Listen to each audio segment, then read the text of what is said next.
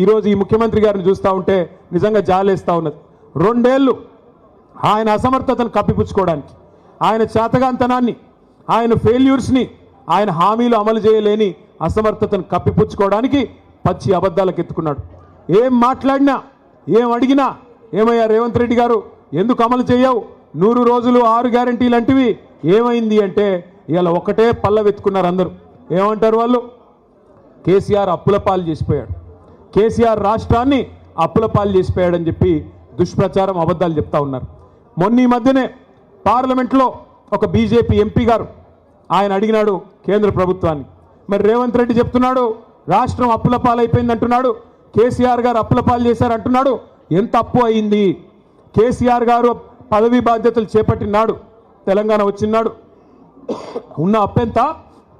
కేసీఆర్ గారు తప్పుకున్న నాడు ఉన్న అప్పెంత అని చెప్పి అడగడం జరిగింది. కేంద్ర ప్రభుత్వం రిజర్వ్ బ్యాంక్ని అడిగింది. భారతదేశంలోనే అతిపెద్ద బ్యాంక్ రిజర్వ్ బ్యాంక్. తర్వాత కంట్రోలర్ అండ్ ఆడిటర్ జనరల్ అంటే కాగ్ వాళ్ళని అడిగింది. అడిగి పార్లమెంటు వేదికగా ఆ బీజేపీ పార్లమెంట్ సభ్యుడికి కేంద్ర ప్రభుత్వం సమాధానం చెప్పింది. ఏం చెప్పిందయ్యా అంటే, కేసీఆర్ గారు పదవీ బాధ్యతలు చేపట్టిన నాడు జూన్ 2, 2014 నాడు తెలంగాణ రాష్ట్రం ఏర్పడ్డ నాడు ఉన్న అప్పు వారసత్వంగా మనకు వచ్చింది 72,000 కోట్ల రూపాయలు. కేసీఆర్ గారు పదవి నుండి దిగిపోయిన నాడు డిసెంబర్ 3, 2023 నాడు మన రాష్ట్రం యొక్క అప్పు 3,50,000 కోట్లు.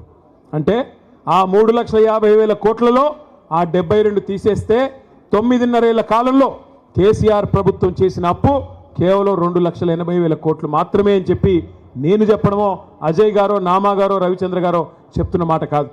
కేంద్ర ప్రభుత్వం చెప్తున్న మాట, రిజర్వ్ బ్యాంక్ ఆఫ్ ఇండియా చెప్తున్న మాట. వాళ్ళు చెప్పేదేమో 2,80,000 కోట్లు. బట్టి గారిని అడిగితే 6 లక్షల కోట్లు అంటాడు, తుమ్మలను అడిగితే 7 లక్షల కోట్లు అంటాడు, బాంబులేటిని అడిగితే 8 లక్షల కోట్లు అంటాడు, రేవంత్ రెడ్డిని అడిగితే 10 లక్షల కోట్లు అంటాడు. నోరే కదా, ఏముంది, ఎటు పడితే అటు మాట్లాడచ్చు, ప్రజలు వెర్రోళ్ళు కదా, నమ్ముతారులే అనుకుంటున్నారు ఈ సన్నాసులు. నేను ఒకటే గుర్తు చేస్తా ఉన్నా, ఎస్ కేసీఆర్ గారు అప్పు చేశారు, 2,80,000 కోట్ల అప్పు చేసిండు కేసీఆర్. చేసి ఏం చేసిండు? 73,000 కోట్ల రూపాయలు 70 లక్షల రైతుల ఖాతాల్లో 11 సార్లు రైతు బంధు రూపంలో వేసిన నాయకుడు కేసీఆర్. ఎస్ కేసీఆర్ గారు అప్పు చేశారు. అప్పు చేసి ఏం చేశాడు కేసీఆర్?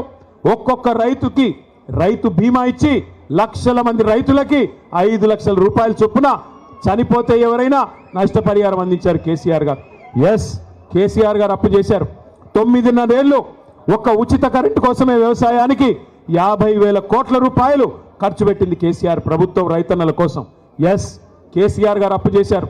2 దఫాలుగా 1,00,000 రూపాయల చొప్పున రుణమాఫీ చేయడానికి 28,000 కోట్ల రూపాయలు వెచ్చించింది కేసీఆర్ ప్రభుత్వం. ఎస్ కేసీఆర్ గారు అప్పు చేశారు 2,80,000 కోట్లు. ఆ అప్పుతో 1,022 గురుకుల పాఠశాలలు పెట్టి 6.5 లక్షల మంది మన పిల్లలకి 6.5 లక్షల మంది పిల్లలకి ఒక్కొక్క అమ్మ మీద, ఒక్కొక్క అమ్మాయి మీద, ఒక్కొక్క తమ్ముడి మీద 1,20,000 రూపాయలు సంవత్సరానికి ఖర్చు పెట్టి నాణ్యమైన విద్య అందించారు. ఎస్ కేసీఆర్ గారు అప్పు చేశారు. చేసి ఏం చేశారు? 15 లక్షల మంది ఆడకూతురులకి 1,00,000 రూపాయలు ఇచ్చి కళ్యాణ లక్ష్మి పేరుతో, షాదీ ముబారక్ పేరుతో వారి పెళ్లి చేయించారు. ఎస్ కేసీఆర్ గారు అప్పు చేశారు. 32 జిల్లాలుగా తెలంగాణను మార్చి 32 కలెక్టరేట్లు కట్టారు. 32 కలెక్టరేట్లు మాత్రమే కాదు, 5 మెడికల్ కాలేజీలు మాత్రమే ఉన్న తెలంగాణలో 32 మెడికల్ కాలేజీలు పెట్టిన ఘనత, 32 నర్సింగ్ కాలేజీలు పెట్టిన ఘనత మన నాయకుడు కేసీఆర్ గారిది. ఎస్ కేసీఆర్ గారు అప్పు చేశారు. అప్పు చేసి ఇంటింటికి నల్లా నీళ్ళు ఇచ్చే మిషన్ భగీరథ కార్యక్రమాన్ని 40,000 కోట్ల రూపాయలతో కట్టారు. ఎస్ కేసీఆర్ అప్పు చేసి పాలమూరు రంగారెడ్డి ఎత్తిపోతల పథకంలో 90% పనులు పూర్తి చేసి 30,000 కోట్ల రూపాయలు అక్కడ ఖర్చు పెట్టారు. ఎస్ కేసీఆర్ గారు అప్పు చేశారు. మీ ఖమ్మం జిల్లాకు వరప్రదాయని లాంటి సీతారామ సాగర్ ప్రాజెక్టులో 1,000 కోట్ల రూపాయలు ఈ జిల్లా రైతన్నల కోసం ఖర్చు పెట్టారు. ఎస్ కేసీఆర్ అప్పు చేసిన మాట వాస్తవం. కానీ కేసీఆర్ చేసిన అప్పు మన భవిష్యత్తు మీద పెట్టిన పెట్టుబడి, తెలంగాణ పిల్లల కోసం పెట్టిన పెట్టుబడి, తెలంగాణ రైతుల కోసం పెట్టిన పెట్టుబడి తప్ప కేసీఆర్ గారు మీలాగా దోచుకోలేదు. మీరేం చేస్తున్నారు 2 ఏళ్లలో చెప్పండి? కేసీఆర్ గారు ఆ ప్రభుత్వం ఉన్నప్పుడు బ్రహ్మాండంగా రైతులకి నాట్లేసే టైంకి మీ ఫోన్లన్నీ టింగు టింగు టింగు అని మోగేది, రైతు బంధు మీ ఖాతాల్లో పడేది, 1,000 కోట్ల రూపాయలు మీ ఖాతాల్లోకి వచ్చేది. కానీ ఇవాళ వేల కోట్ల రూపాయలు టకీమని పోతున్నాయి. ఎక్కడికి పోతున్నాయి? ఎక్కడికి? ఢిల్లీకి పోతున్నాయి. రాహుల్ గాంధీ గారికి సామంతరాజులు కప్పం కట్టకపోతే పోస్ట్ ఊస్టింగే కదా. నెలకి 100 కోట్లు కట్టకపోతే 60 నెలలకు 6,000 కోట్లు కట్టకపోతే పోస్ట్ ఊస్టింగే. నెలకు ఒకసారి పోవాలి, కాళ్ళు మొక్కాలి, కప్పం కట్టాలి, పోస్టు భద్రంగా ఉందా లేదో చూసుకోవాలి. అది తప్ప ఏంది నువ్వు పీకింది అని అడుగుతా ఉన్నా రేవంత్ రెడ్డిని. 2 ఏళ్ళు బూతు మాటలు తప్ప ఏమన్నా ఒక్క మంచి పని ఎవరి కోసమన్నా ఒకరికని చేసింటే దయచేసి చెప్పమని నేను అడుగుతా ఉన్నా. ఇవాళ బూతు మాటలు అంటే చండాలమైన మాటలు నాకు ఇష్టం ఉండదు, కానీ తప్పట్లేదు. దరిద్రంగా ఆయన మాట్లాడుతుంటే మాకు ఎదురుగా ఉన్న మాకు రక్తం ఉడుకుతా ఉంది. సరే, కేసీఆర్ గారు తెలంగాణ తెచ్చిన నాయకుడు, దశాబ్దాల కళ నెరవేర్చిన నాయకుడు. ఇదే ఖమ్మం జిల్లాలో ఆనాడు 1968లో విద్యార్థుల ఉద్యోగుల ఆధ్వర్యంలో ప్రారంభమైన ఉద్యమానికి అల్టిమేట్గా లక్ష్యాన్ని చేర్చిన నాయకుడు కేసీఆర్ గారు. అట్లాగే 10 ఏళ్ళు ప్రజల చేత ఎన్నుకోబడ్డ ముఖ్యమంత్రి కేసీఆర్ గారు. తెలంగాణకు ఎన్నో అపురూపమైన అద్భుతమైన ప్రాజెక్టులు ఇచ్చినవాడు కేసీఆర్. తెలంగాణకి దేశ స్థాయిలో గౌరవం తెచ్చిపెట్టినవాడు కేసీఆర్. ఇవన్నీ కరెక్టే. మన పార్టీ అధ్యక్షుడిగా కూడా కేసీఆర్ కరెక్టే. కానీ ఇవన్నిటికి మించి మా నాన్న కదా. మరి మా నాన్నని ఇష్టం వచ్చినట్టంటే ఓ కొడుకుగా నా కోపం రాదా? నేను మాట్లాడుతుంటే అప్పుడప్పుడు మన పెద్దోళ్ళు చెప్తుంటారు, మన ఉపేంద్ర అన్న చెప్తుంటాడు అప్పుడప్పుడు, మీరెందుకు మాట్లాడుతున్నారు వాళ్ళలాగా దిగజారి అని. వాళ్ళలాగా దిగజారి మాట్లాడాలని నాకు లేదు, కానీ వాళ్ళు మాట్లాడుతున్న మాటలు వింటే రక్తం ఉడుకుతున్నది. ఏం అడుగుతున్నాం మనము? ఏమైందయ్యా? కౌలు రైతులకు డబ్బులు ఇస్తానంటివి, కౌలు రైతులకు రైతు బంధు అన్నావు కదా, 22 లక్షల మందికి ఉత్తరం రాస్తేవి కదా. కౌలు రైతుల పక్షాన్ని అడుగుతున్నా, ఏది రైతు బంధు అంటే ఏమంటాడు? నీ లాగులో తొండలు వదులుతా అంటాడు. ఏమైందయ్యా? మహిళలకు ఇస్తానన్న 2,500,000 అంటే నీ గుడ్లు వీకి గోటీలు ఆడతా అంటాడు. ఏమైందయ్యా? 2 లక్షల ఉద్యోగాలు మా తమ్ముళ్ళకి ఇస్తానంటివి కదా, మొదటి సంవత్సరంలోనే 2 లక్షల ఉద్యోగాలని అశోక్ నగర్ చౌరస్తాకొచ్చి నువ్వు నీ రాహుల్ గాంధీ సొల్లు కబుర్లు చెప్తిరు కదా, ఏమైనాయి 2 లక్షల ఉద్యోగాలంటే నీ పేగులు తీసి మెడలు వేసుకుంటా అంటాడు. ఏం చేయాలా?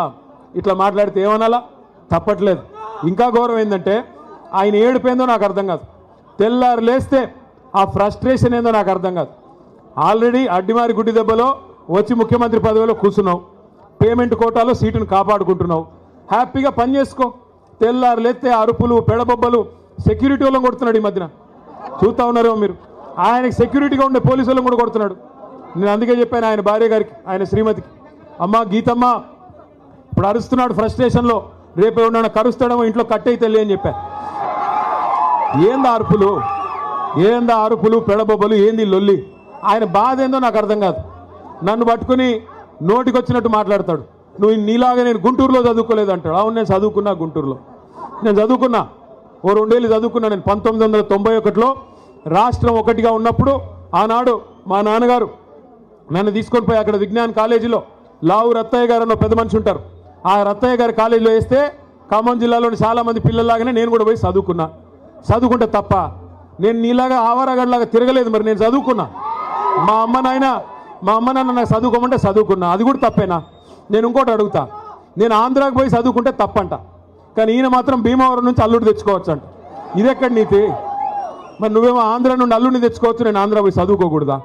ఇంకో మాట అంటాడు, నేనంట అమెరికాలో బాత్రూమ్లు కడిగేటోన్నంట. నీ అయ్యా నేను ఏం చెప్పాలి నీకు? మీ అన్నున్నాడు కదా అమెరికాలో, మీ అన్నున్నాడు జగదీష్ రెడ్డి అని, రేవంత్ రెడ్డి అన్నున్నాడు. ఆయన ఇంట్లో ఆయన బాత్రూమ్ కడుక్కోడా? ఈయోడని వచ్చి కడుగుతాడా? ఎవరింట్లో వాళ్ళు అక్కడ బోళ్ళు కడుగుతారు, వంట వండుకుంటారు, తింటారు. అక్కడ పనులు దొరకరు. సామాన్యమైన కుటుంబాలకు అక్కడ పనులు ఉండరు. నువ్వు వేల లక్షల కోట్ల అధిపతి అయితే తప్ప నీకు అక్కడ ఉండరు. ఎవరి ఇంట్లో వాడు పని చేసుకుంటాడు. అయినా ఇక్కడ మా ఆడకూతురులు ఇంతమంది ఉన్నారు, మనం ఇళ్లలో మన పని చేసుకోమా? తప్ప చేసుకుంటే ఎవరింటి పనులు చేసుకుంటే తప్ప? నాకు తెలియక అడుగుతా, ఏం మాటలు ఇవి? నిన్ను గెలిపించింది ఎందుకు? నిన్ను అడుగుతున్నది ఏంటి? నువ్వు చేస్తున్నది ఏంటి?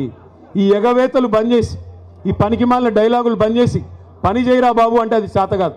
ఇక మీ జిల్లా మంత్రులు అయితే ఒక్కొక్కడికి మొక్కాల. ఒక ఆయన ఉన్నాడు రెవెన్యూ మంత్రి బాంబులేటి, ఇంకా దీపావళికి బాంబులు వెళ్తాయి చూడండి అన్నాడు. 2 దీపావళిలు పోయినాయి, బాంబులు ఎక్కడ వెళ్ళాయో నాకు తెలియదు. ఈయన గారు పోయి మాత్రం అదాని కాళ్ళు పట్టుకొని, మోడీ కాళ్ళు పట్టుకొని, ఆయన ఇంటి మీద ఈడీ రేడ్ అయితే మాత్రం కాళ్ళు పట్టుకొని మీ బీజేపీలో చేరుతాను, దండం పెడతాను, నా మీద కేసు పెట్టకండి అని చెప్పి సిగ్గు లేకుండా బీజేపీకి మోకరిల్లి ఇవాళ కేసు మాఫీ చేయించుకుంటా ఉన్నాడు. ఇక ఇక్కడ ఖమ్మంలో ఇంకో మంత్రి గారు, ఆయన మన కార్పొరేటర్లు ఇల్లు బిజీగా తిరుగుతూ ఉన్నాడు. కార్పొరేటర్ల ఇంటి చుట్టూ తిరుగుతూ ఇవాళ నేను ఇక్కడికి వస్తున్నా అంటే ఒక ముగ్గురు కార్పొరేటర్లు వేసుకొని పోయి రేవంత్ రెడ్డి కాడ కూర్చోబెట్టిండట. ఒకటి మాత్రం నేను పక్కాగా చెప్తున్నా, మంత్రి గారు, ప్రజలు అనుకుంటే మీరు ఎంతమందిని ఎత్తుకొని పోయినా నువ్వు పీకేదేమి ఉండదు. ప్రజలు అనుకుంటే పెద్ద పెద్ద వాళ్ళని ఇంటికి పంపించారు, నువ్వు ఎంతమంది నన్ను ఎత్తుకొని పో, పర్లేదు, బంగారం లాంటి కొత్త వాళ్ళని తయారు చేసుకుంటాం, కొత్త యువతకి అవకాశం ఇవ్వాలని చెప్పి కూడా నేను పువ్వాడ అజయ్ గారిని కోరుతా ఉన్నా. కొత్త వాళ్ళకి అవకాశం ఇవ్వండి. బంగారం లాంటి నాయకులు ఉన్నారు, మనకి చాకులు లాంటి పిల్లలు ఉన్నారు, అవకాశం ఇవ్వండి. వాళ్ళే మరి కొత్త కొత్త నాయకులుగా ఉద్భవిస్తారు.